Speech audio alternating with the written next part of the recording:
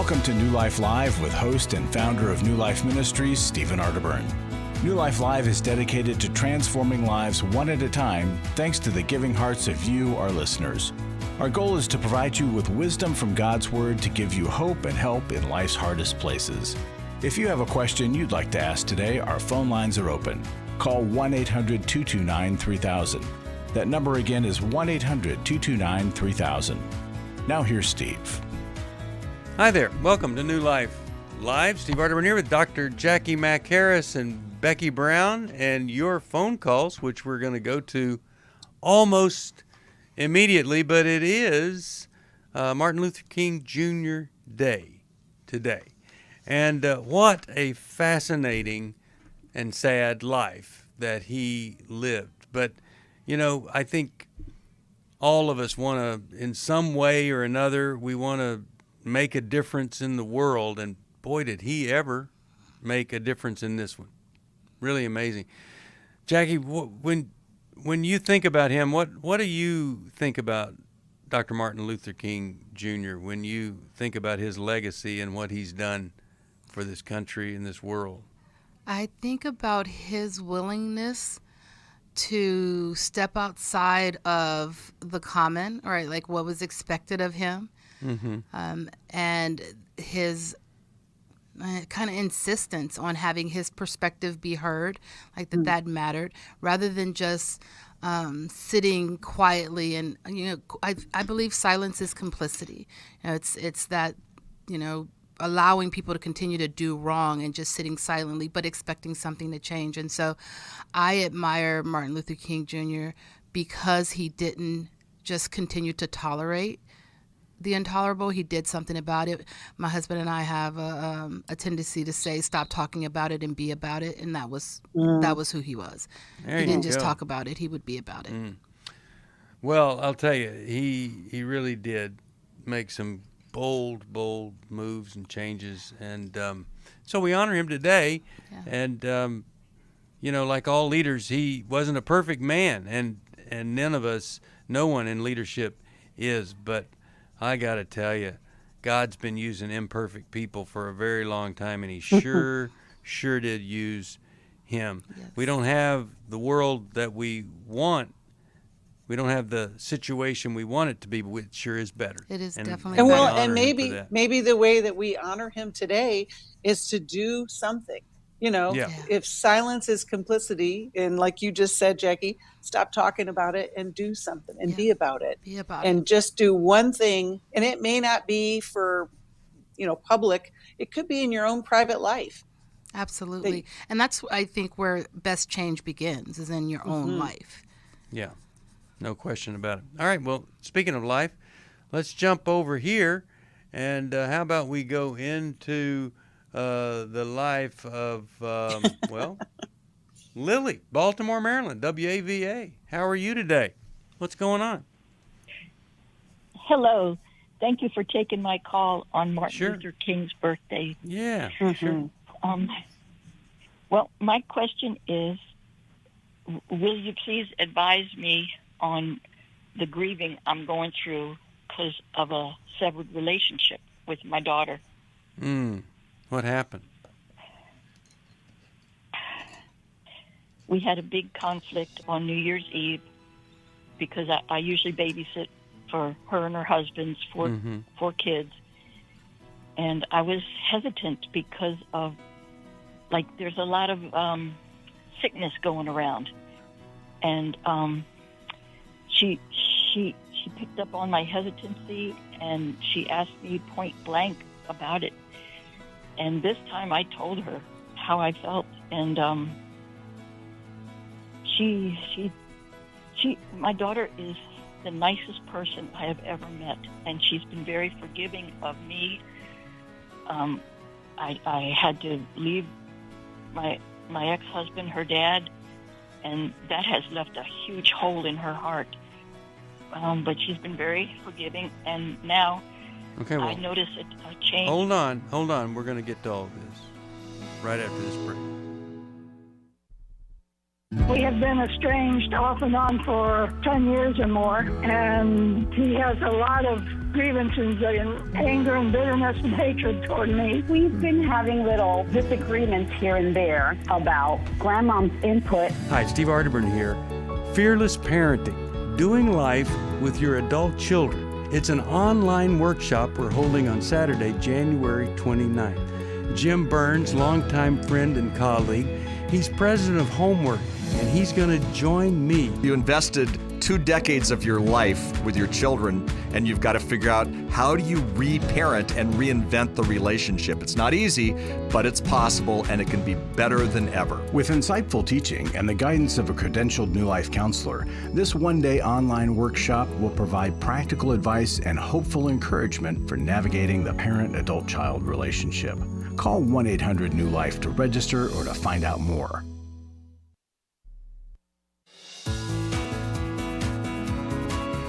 To find out more information about New Life or to order any of the resources mentioned on today's program, call 1-800-NEW-LIFE. Now back to New Life Live. We are back. Glad you're with us today. And right now, we're just hearing about a really tough situation. So, Lilly, when you were hesitant about staying with the kids, what was her reaction to that? What did she do? She used a different type of voice with me, a harshness that I had never heard before. And What'd she say with that harsh voice? What did she say to you? She said she doesn't want me to talk about any sickness that's going around. And this is how she's dealing with her children, and that's her freedom. And her husband is very adamant about it because he called me right after she talked to me, and she told me that they won't ever ask me to babysit again. Wow. And I was still willing to babysit, but I was going to have to take precautions again because there is sickness in the air around, here in Maryland, and I don't want to get sick, and I don't want them to get sick. I've had both vaccines and my booster, but I did get a small case of COVID back in September. So, and I think I have some after effects, and I don't want to get sick and have to go to the hospital and die. Well, right, and you're older than them, and you need to be more cautious and careful than they do. So what's the question for us then, given this horrible thing? You're so compassionate, Steve. Thank you. I just wanted to get your advice, if you could share with me, how to get through this grieving. I'm very upset. For the past 2 weeks, I've been very depressed, and I've had depression before. Mm-hmm. And I'm not eating right. I'm not sleeping, and it's kind of bad. Yeah. It's kind of disabling. Oh, I'm sure.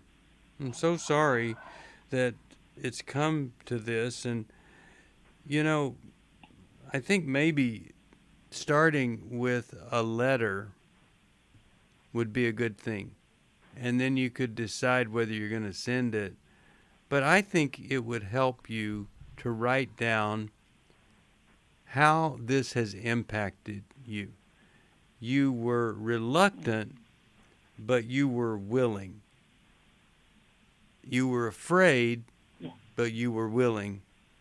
Concerned, but willing. And then now you've been told, don't want me to see your kids again. And tell them that it's hurt. I've had a hard time sleeping. In the midst of all this willingness, this is what I've gotten, and it has really, really hurt me deeply. Jackie, what do you think would be a good addition to this? What do you think she could do? I like the letter idea, being able to write your thoughts down, because you may not be able to have this conversation with your daughter right now. And I think what you said was, how do you move through the grieving process of this rupture in this relationship with your daughter? It sounds like she's maybe not behaving as you're used to her behaving during this pandemic in relationship to the virus. When you talk about sickness being in the air, I'm assuming you're meaning COVID. You're vaccinated. Maybe they have other thoughts about that. I would say you do need to grieve the rupture in the relationship, but also you get to make your own choices for yourself in the same way she's being really strong about the position that her and her husband are taking for their family. You need to have your position be honored as well. And we have some challenges with talking with people about things that we disagree on. And so maybe in the writing of the letter, there can be like less emotionality in a conversation because you've had an opportunity to kind of put your thoughts down on paper. Should an opportunity arise for you guys to talk about this again in the future, which I hope it does, but being able to validate the other person's perspective, but still expect your perspective to be validated as well, and try to hold that. Don't feel that you've done something wrong here because you spoke up about your own needs, because your needs are as important as the needs of those children and your daughter and son-in-law. And I'm just sad for you that you're having to go through this, that you're so hurt. And as Steve said, you're willing, but you had some reservations, and that could have been a conversation. So my hope is that at some point you'll be able to have a conversation with your daughter about maybe next time, maybe we could handle it this way, because that was unexpected. But definitely being able to take some time, sit with what am I feeling, where do I feel it in my body, why do I feel this way, and what do I need for yourself, so that you can start to articulate your own experiences and your own needs well, whether it's with your daughter or anybody else. Becky, what are you thinking would be helpful here? So I had a question for you, Lily. Did your daughter say we're done with the relationship or just not babysitting? She said that they will never ask me again to babysit. And okay, and tempers were high. Right. Okay. And have you guys had a conversation at all since that occurred? She checked on me a couple days later. Okay. Because I ended. Go ahead, Lily. I'm sorry. She checked on me, but it got into a little bit of a distraction from our previous talk. It seems like she wants to focus on things that I'm not doing right. Like she said, you live alone, this and that. You don't get out enough. And okay. I do get out, not in COVID, but I do get out. And I feel like whatever I say is going to be wrong to her. I just want to bring up two things. It's very good that she checked on you. It's very good. Good sign. Mm-hmm. Even though it didn't turn out all perfect and everything, at least she did reach out. Right. But the other thing, Lily, you mentioned that you have a history of depression. And for some folks, depression can be as devastating as any virus or any cancer. I mean, it can really wreck a life. And what I would like for you to do at this point is I would want for you to connect with a counselor if you didn't already have one in place. This person will help you in this process, but also help you alleviate some of the challenges that this culture right now, this is what we were talking about this earlier today, that so many fears and anxieties are being surfaced for good reason, for lots of reasons. And yet here's a really important relationship in your life. And you mentioned that your daughter was the nicest person in the world. And yet look at how fear and anxiety has triggered her as well. And so I would encourage you to keep the lines of communication open, maybe stay away from really hard conversations right now until you get the support that you need. Because it sounds like if she's concerned about you, not getting out, or she feels like it seems like it's a point of contention, but it's really important for the two of you to be able to get on the same page somewhere in order to heal this relationship. Oftentimes when people hear our disagreement, they think of it as judgment against them. And so sometimes they get really angry because by you thinking about this differently, it may to her sound like you are thinking that they're doing something wrong or bad. And so now she wants to point out all of your bad and all of your wrong. And so there was the distraction and the sidetrack, so that now the focus is off of the actual problem of we can't have a conversation about the rules or the guidelines around me babysitting without it going to, never mind, I'll never ask you to babysit again. And I agree, Becky, having someone supportive in your corner that you're meeting with regularly around your depression, around communication issues, around managing conflict would be a really good idea when you do go back into these hard conversations with your daughter. I am really glad that you called, and here's what we're going to do. We've got this workbook that is on grief. You do it with the Life Recovery Bible. I'll send you a workbook on grief, the grieving process, and a Life Recovery Bible, and it's so good to reach out to somebody and do it with somebody else, not just by yourself. And the other thing I want to say is that your daughter and son-in-law really must question their own judgment if they're this defensive, because you'd think given you're older and you're a parent, you'd think they just do what they think best and know that some people aren't going to agree with that. But boy, they are really on edge over this.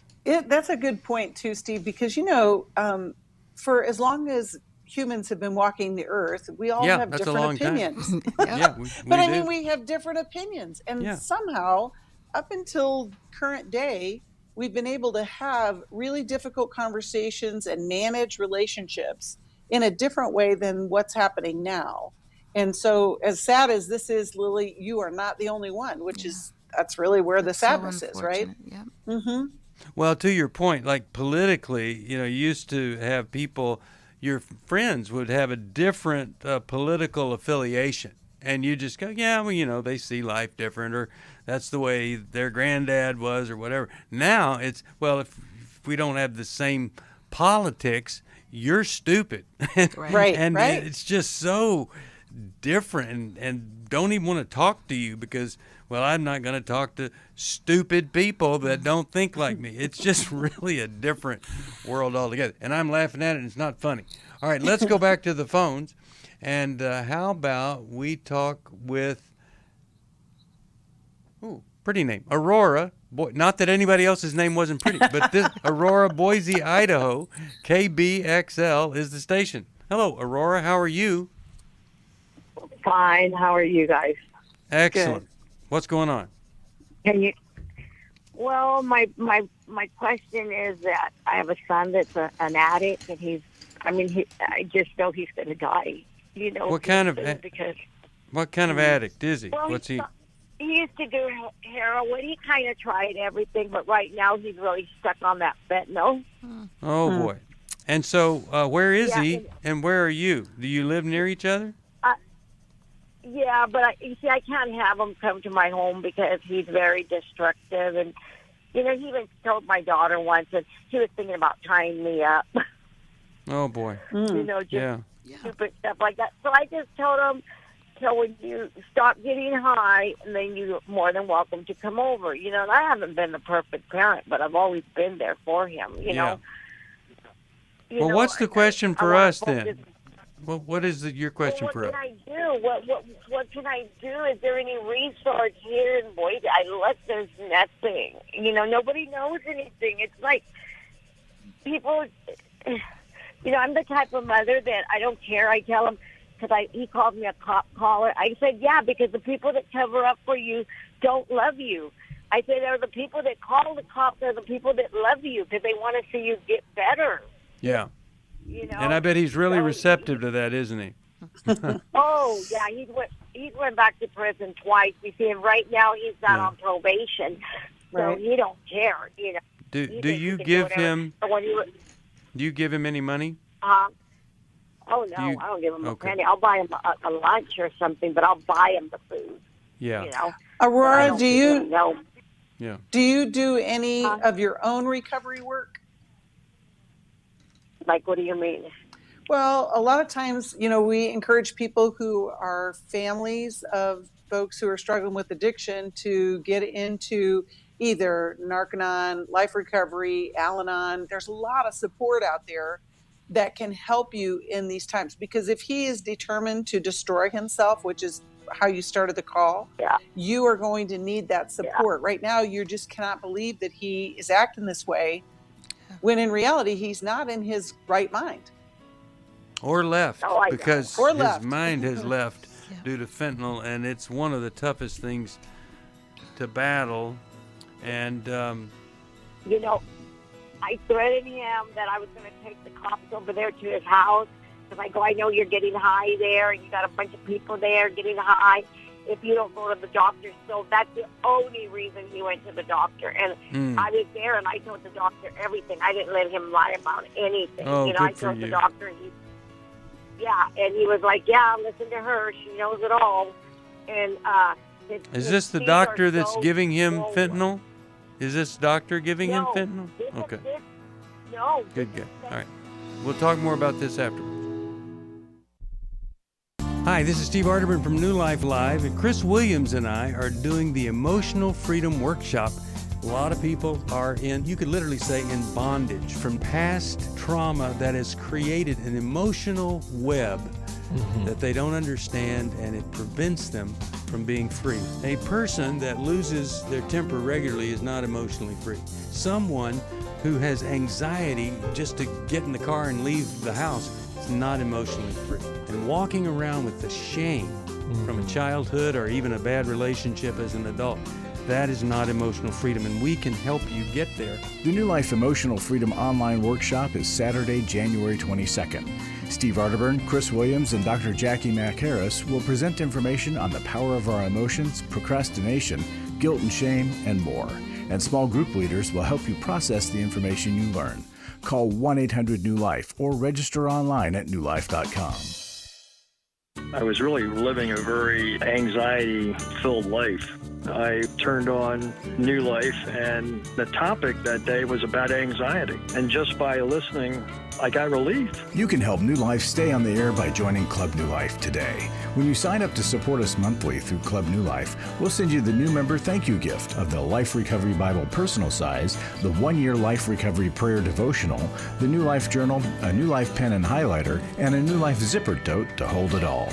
Plus, there are ongoing benefits like access to the Club New Life video library, the monthly Club New Life CD or download, quarterly resources, free shipping on purchased resources, and discounts on workshops. Call 1-800-NEW-LIFE. That's 1-800-639-5433.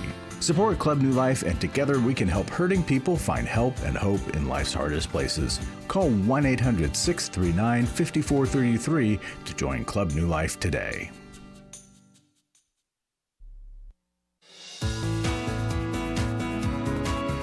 We'd love to hear from you. If you have a question or a comment, call toll-free 1-800-229-3000. Now back to New Life Live. We're back. Steve Arterburn here. Really glad that you're with us today. And I want to suggest to Aurora that she go back to that physician that he went to, just by yourself. And you make an appointment, and you tell that physician you need his help. What can he do? Well, Who can he recommend? He has an appointment on the 19th. He said I just have to threaten him, but like I tell him, I'm 64 years old. I said you're wearing me out. I'm not gonna die from diabetes or anything. I'm gonna die from you giving me a heart attack. Aurora. Well, that is the reason why you have to have that support from the groups that I'm talking about. You have to have that community. Yeah. And the other part of that too is it's going to teach you how to let him make the decisions. You're trying to reason with someone who is not, well, I said they were not in their right mind. Steve said left mind. Fentanyl affects the way that you think. And so even though he is responding to a threat, of calling the cops, I'm going to tell him, and then he goes to the doctor. That's just a game at this point. But you need the support from other people. And, Jackie, you had a great point there at the break. Talk to her about what happens when you start getting in these communities and working with other folks. Right. If you can get yourself involved in a recovery program, then you're going to be meeting people who have the resources you're wanting for your son. And so one of the best things you can do for you is to start a recovery program for yourself. Mm-hmm. You have to understand, the drug is telling him he needs it to survive. Right. He's not concerned about you getting sick because of your stress about him, because he believes as long as he does what he's doing and he's in control of it, of course, right? He's going to be fine. Yeah. You're just worrying. So your worry isn't helping his addiction.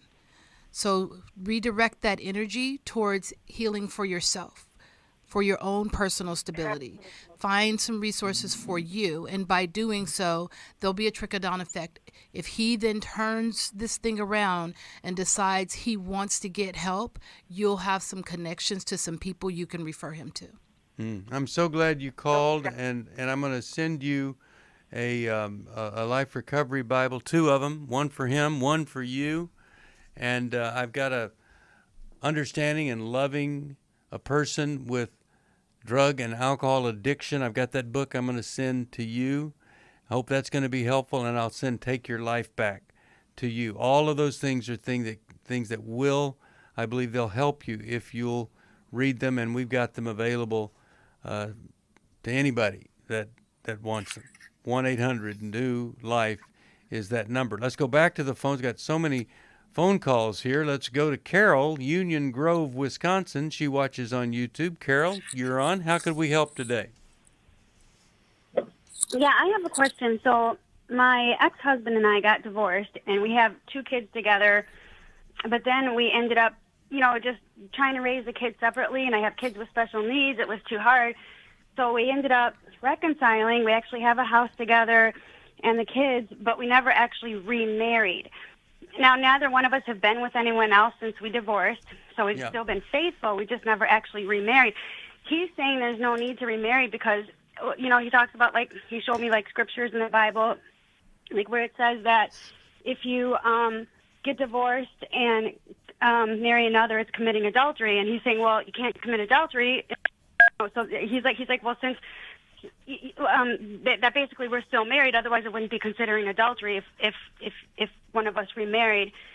So why? What's the big deal? What's the reluctance to get married on his part? Really, why do you think he doesn't want for you guys to get remarried? Well, our relationship isn't the healthiest. I mean, we are arguing a lot. He's an alcoholic, and that's one of the main reasons I left. He's not abusive, though. He's not abusive. It's just someone that's buzzed up every night and doesn't remember half of what we talked about. It's just it's stuff and then I have a lot of emotional problems, I have to admit, because of my childhood trauma. So I think we just make each other worse, and it's not good for the kids to see us fight. But the reason I left in the first place was, after I left, I've with my kids' special needs and my emotional problems, I figured, it's even worse living away from him because it was too hard for me without him there to help redirect the kids. So I ended up, getting back with him. Okay. Gosh, Carol. So, go ahead. I have some thoughts. I'll share them later. I was just thinking, you answered the question I was going to ask, though, Carol, of why the divorce in the first place. Here's what you're doing. You're settling because you don't feel like you have any other options, and life is coming at you so quickly that you don't even know where to begin. The answer to his statement about not being remarried because it would be adultery, that is false. I don't know why he's making that up, but that doesn't even have anything to do with anything. But if he is an alcoholic, that's a bigger problem in the relationship because, just as you said, you're not connecting. And so you're going to have to find support for yourself as you kind of go through this process of, should we, stay together? I mean, who knows if that's really going to happen? But you're going to need some help. And I know that sounds like a really simple statement to make, but you can't do this on your own. And it sounds like that's the kind of person you are. You're just going to take it all on yourself and try to make it better. Your kids are counting on you, but they can't tell you that. They don't know how. For most of my life, I've been dealing with an opiate addiction. Why is opioid addiction quickly becoming one of our nation's biggest killers? Maybe it's because it isn't only those who are addicted who are in denial. We did what I see so many parents do, is it can't be an addiction. There's something medically wrong. It's impossible to solve a problem when you don't know what you're up against, and families will try to find any explanation except the one that will put them on the right path. Alcoholism and drug addiction is a family disease. It doesn't affect just the individual. If someone you love is abusing painkillers, know what you're up against. It's time to admit it's addiction and seek treatment. Call us today at 1-800-NEW-LIFE. We have Christ-centered partner treatment centers around the country.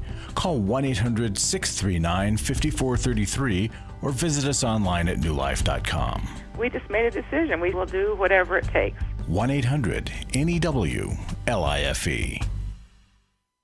Hi, this is Steve Arterburn, and for 30 years, New Life has been the most trusted name in Christian counseling. Your ministry has saved my life. If you struggle with emotional hurt, family or marriage problems, the pit of depression, or the pain of addictions, we can help. I'm down 100 pounds now from what I was. You guys are awesome. You're a blessing to America. Our treatment programs provide clinically appropriate solutions from licensed professionals, all in a biblical framework. I have had problems with alcohol. I think God has ordained this place to be His. You don't have to be a prisoner of your pain. Help is available at 1-800-NEW-LIFE. She tells me that I'm a new man, and I feel like a new man. It worked for me, and it can work for them too. This time it is different. If you're ready to take the first step toward genuine spiritual and emotional healing, please call us today at 1-800-NEW-LIFE. God can open the door to a better tomorrow right now.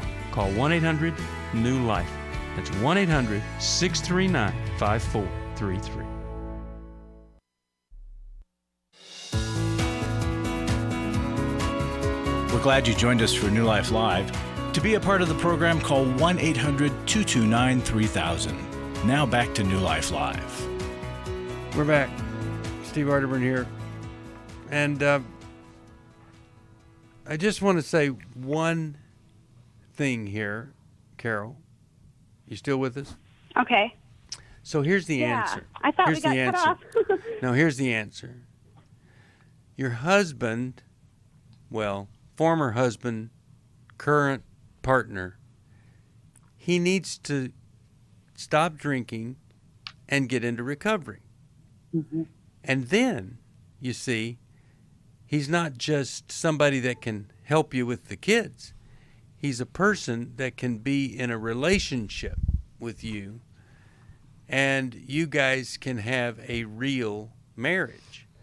But you're settling, and he's willing to settle for anything other than to be alone. And he's manipulating you because that's what addicts do. He'd be a different human being if you were willing to say to him, we have to stop what we're doing until you stop what you're doing.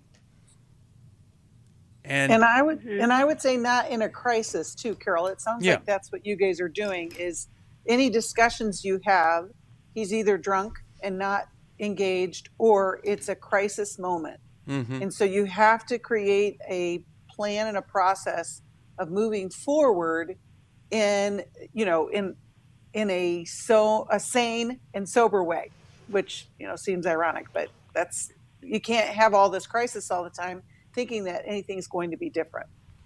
And I would suggest going to the Emotional Freedom Workshop for you to begin with, to get that started, but also recovery. Go ahead, Jackie.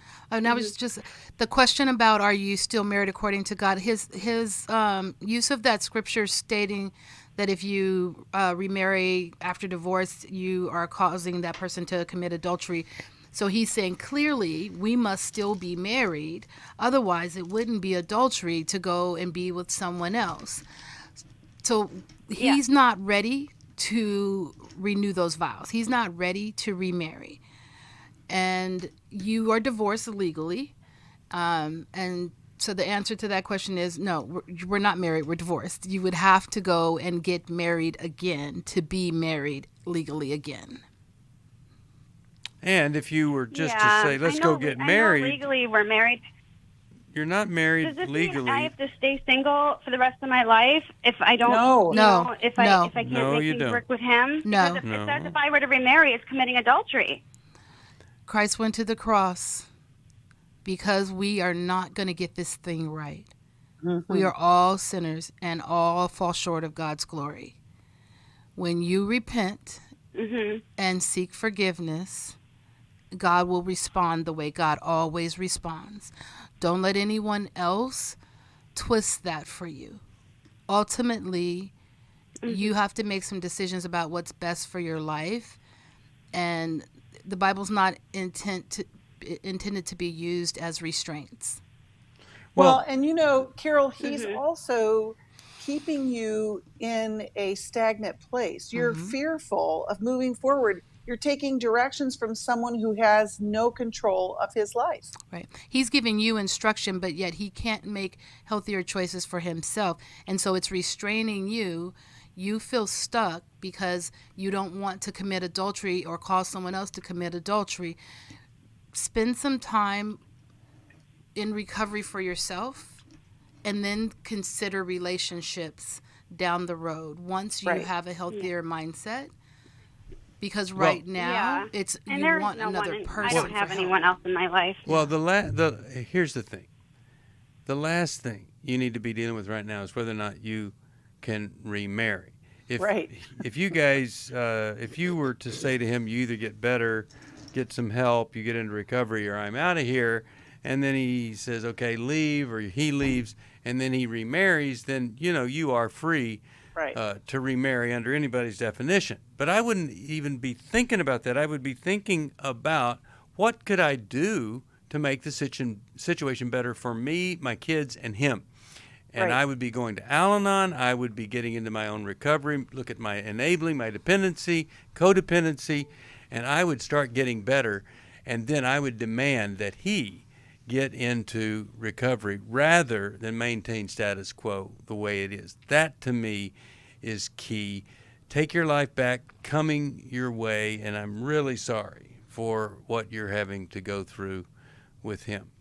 Larry Sonnenberg is here, and Larry, what do you have for us here today? Steve, it's Emotional Freedom Week. Yes, it is. This is the week that we do this coming Saturday, and if you haven't signed up, the clock is ticking. I know you need to, so give us a call. And if you can support this ministry because we do things like this, please do so. Quick testimony. Yeah. From one of the more recent workshops. I've learned that we're not meant to isolate ourselves because God created us to be connected to Him and others. The unhealthy strategies I've developed to avoid pain just keep me stuck. Trusting God and others builds character, brings wholeness. It's time to face reality instead of faking that all is well. I believe this weekend's the first step of a journey into new life. So, folks, this is your chance. Call us at 800-NEW-LIFE. Tell them you want to know more about this and sign it up. It's one day. Doesn't matter how far away you live. You don't have to get on an airplane. You don't have to make a hotel reservation. You can do this and get a new journey started today. 1-800-NEW-LIFE. If you want to start that new journey or you want to help help somebody start that new journey, it is that same number. And we'll send you the 1-year Life Recovery Prayer Devotional, brand new. We'll send that to you. All right, let's see what else we can deal with here in the next few minutes. Let's go to Jennifer, Palo Alto, California, and there's an app, the New Life app. That's where she listens. Hi there, Jennifer. How are you today? Hello, fine. Good. How can we help today? How will the Emotional Freedom Workshop help me if I don't know what my issues are? Oh, well, that's a great reason to come. And so if you don't know what the issues are, but you're feeling down or anxious or uncomfortable, is that right? But you don't know why you're feeling that way. Yeah? Yeah. How are you feeling? What are the emotions that you experience? Not really sure. Mm-hmm. But you don't feel like this is the life you were meant to live this way, feeling this way? Exactly. Yeah. So we've been doing this a long time with our great clinicians, and it might come about that you would discover the source by something in a talk that either Jackie Mack Harris or Chris Williams or myself would give. But often it's working with the counselors that are going to work with you, where you come to see things in a different light. Like you might say, well, my relationship with my mom was really good. That isn't it. And now, is that true? You and your mom had a great relationship? No. No. And what was the problem with that relationship? Was she a tough woman or distant, not available? What was that? I don't know. I mean, sometimes I think it was all I knew, so it was normal. Seeing her slightly different, now, or she's human, but it doesn't. I'm not sure. My question, Jennifer, is what is your interest? What piqued your interest in the workshop?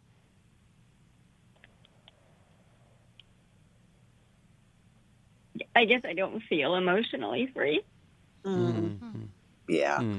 I was going to guess that a lot of times, because you're real quick with your answers, real one-word short answers, that just means there's a lot of pain that's inside that you're afraid to open up, because once the dam breaks, then it's all going to be out there, and you need a safe place to kind of explore these feelings and to really understand what is inside of you. And I would think that this would be a great opportunity because, Larry just said this, you won't have to travel anywhere, but yet you're going to experience the support of community and in a safe place where you can learn how it can help you and begin a process.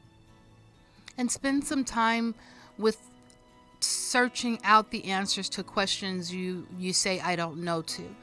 It's okay that you don't know the answers right now, but this will give you an opportunity to spend some time trying to find the answers within yourself.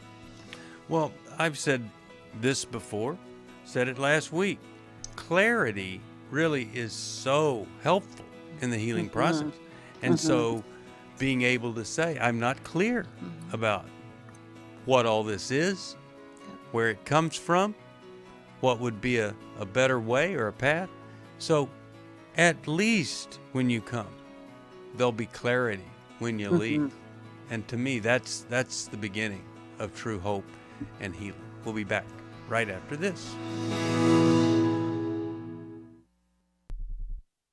I came into this thinking that my husband was the cause of many of our issues. The New Life Intimacy and Marriage Workshop is coming to Southern California February 11th to the 13th. But after learning about our attachment styles, I understood how our past hurts were playing into our present problems. Join Steve Arterburn. It's been a dream of mine for a long time to help people to grow more intimately together, and we believe that everybody has room to grow in the intimacy level of their life. And Mylan and Kay Yurkovich. We help couples understand how their attachment style is sabotaging their current relationship. And then we teach them how to create comfort in a relationship. And New Life's group counselors will help you focus on the area that will benefit your marriage most. To register or to find out more, call 1-800-NEW-LIFE. Here at this workshop, we had our first ever conversation without yelling, blaming, and accusing.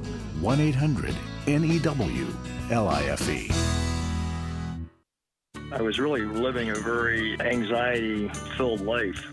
I turned on New Life, and the topic that day was about anxiety. And just by listening, I got relief. You can help New Life stay on the air by joining Club New Life today. When you sign up to support us monthly through Club New Life, we'll send you the new member thank you gift of the Life Recovery Bible personal size, the 1-year Life Recovery Prayer Devotional, the New Life Journal, a New Life pen and highlighter, and a New Life zipper tote to hold it all.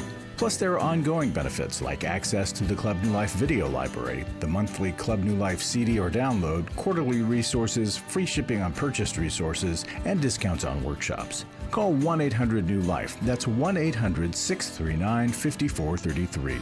Support Club New Life, and together we can help hurting people find help and hope in life's hardest places. Call 1-800-639-5433 to join Club New Life today.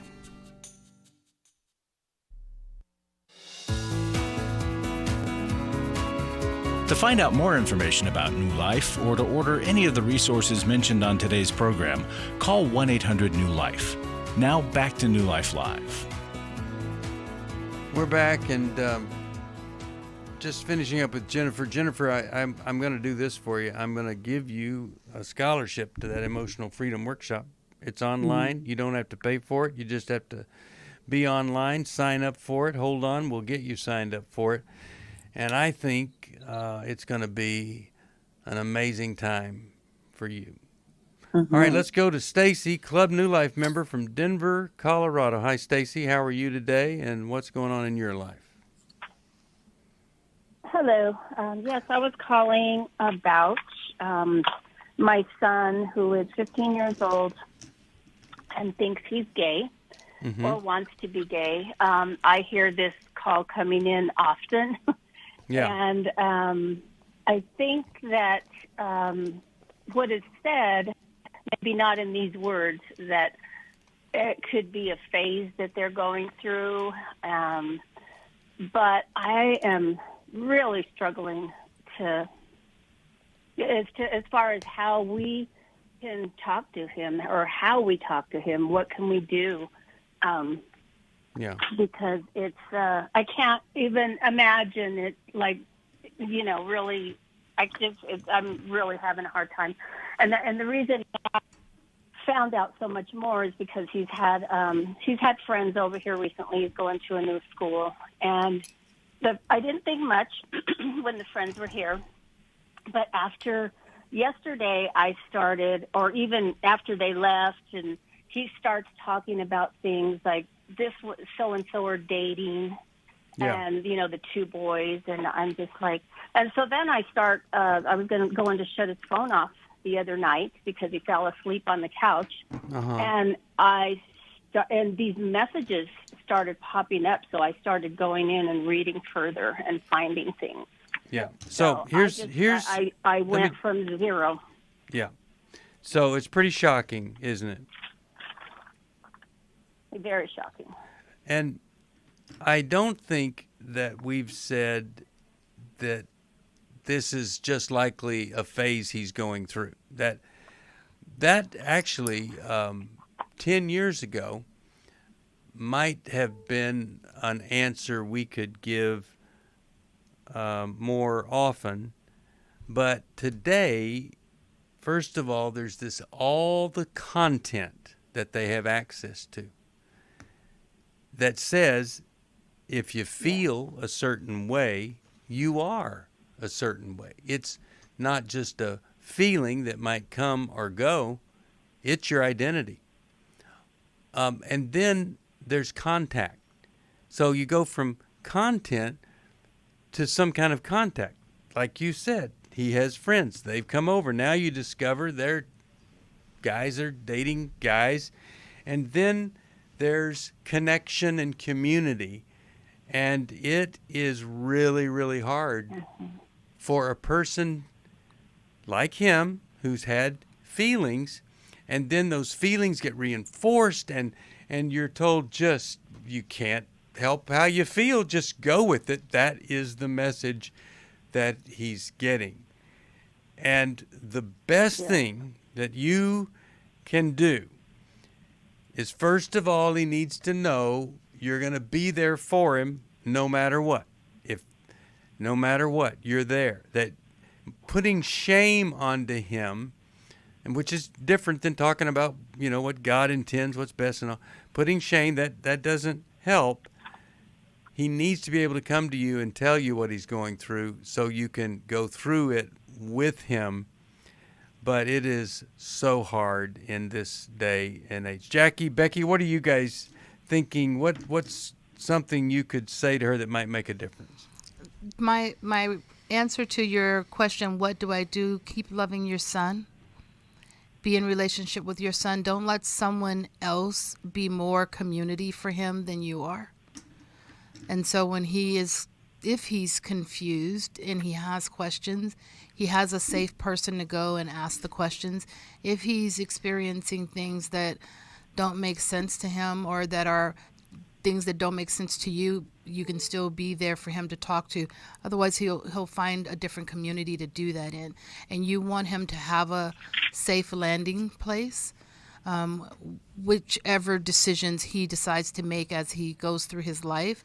You want to be a place where he knows he can change his mind. He can talk to you about anything. He can come and learn with you and not know the answers to things with you.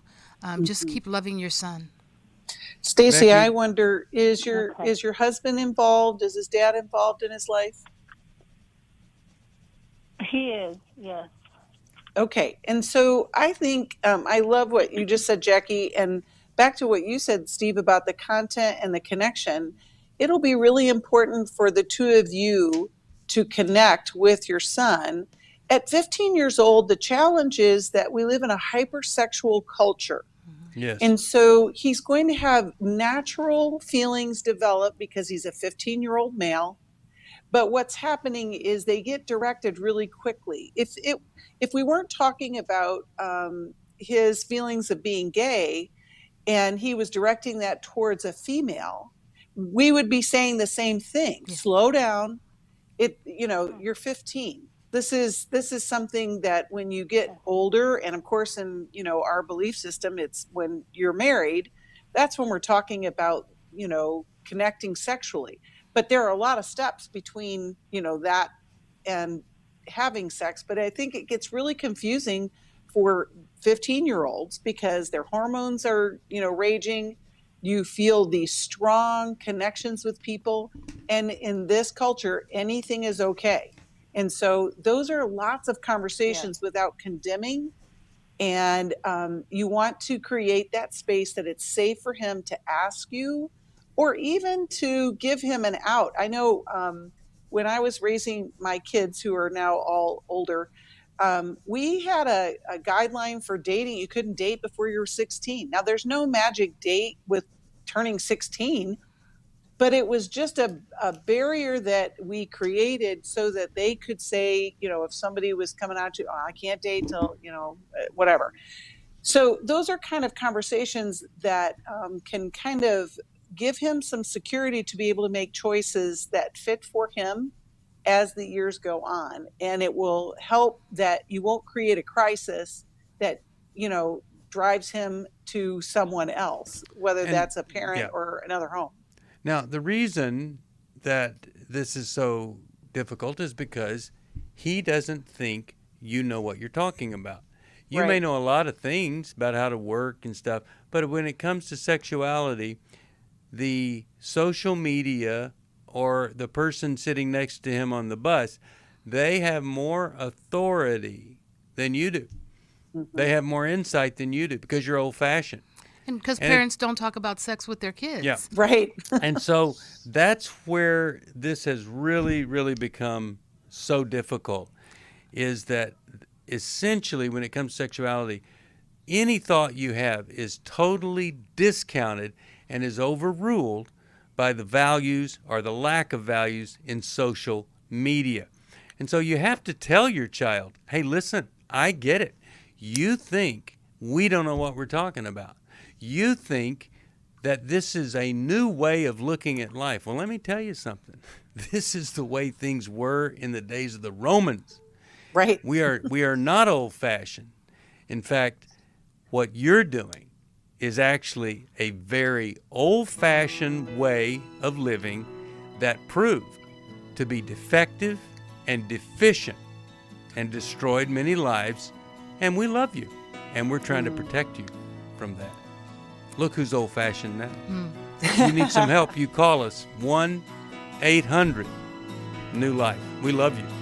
Thank you, Jackie. Thank you, Becky. Thanks for listening. We hope this program has helped you by giving you insights for handling the challenges you face in your life. We want you to know that we're here for you, but you also need to know that New Life Live is a listener-supported ministry. To make your donation or to get any of the resources mentioned on today's program, call 1-800-NEW-LIFE. That's 1-800-639-5433, or write to us at New Life Ministries, P.O. Box 1029, Lake Forest, California, 92609. Please join us again tomorrow for New Life Live. Hi, thank you for watching New Life Live. You know, New Life Live is a Christian counseling program where we deal with the hard questions about life, relationships, kids, free choice, freedom of will, whatever. It's all right there on New Life Live every day, every weekday, 1 p.m. Eastern, 10 a.m. Pacific. If you want to call into the live broadcast, you can find the schedule on newlife.com or click the social media link right below. You can see every episode of New Life Live on the New Life YouTube channel. Watch it with a friend, watch it later. Be sure to subscribe and hit that bell so you'll never miss another episode. So if you want to listen on the go, download the app. The link is right below. And I hope if you need some information, if you want to get some help, you'll call us at 1-800-NEW-LIFE. And I'll see you next time.